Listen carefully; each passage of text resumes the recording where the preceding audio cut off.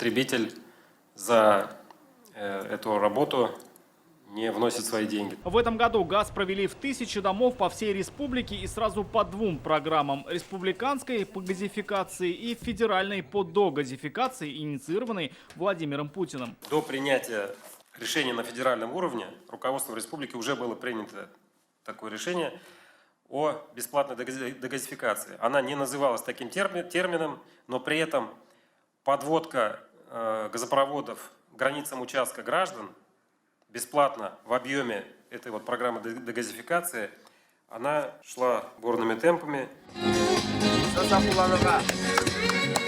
Недавний пример – Рыбная Слобода, где за день голубое топливо подали сразу в 197 домов. Жители радовались, кто-то даже плакал от счастья. Когда мне муж позвонил, Яна была на работе, он говорит: у меня хорошие новости, нам дают газ. Я там очень обрадовалась, аж даже расплакалась. Или вот еще одно счастливое село – Суровка, где на год раньше срока к газу подключили 470 домов. Стало и теплее, и экономнее.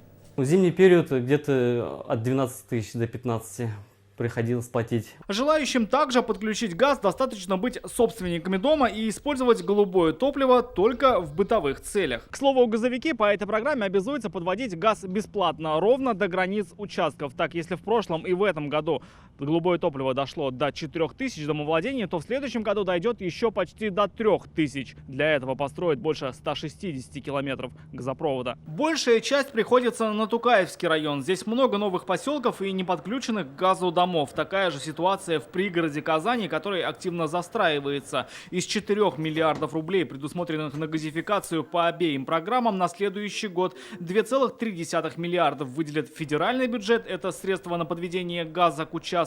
Еще 1,7 миллиардов рублей татарстанских денег направят на строительство газопроводов.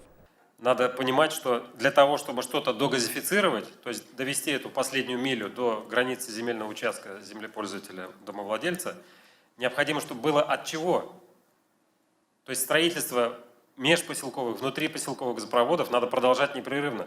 Уже к концу следующего года уровень газификации в республике должен дойти до отметки в 99,8%. Рамиль Шайдуллин, Данил Филатов, ТНВ, Казань. Закажи рекламу на ТНВ. Телефон в Казани 5 705 100.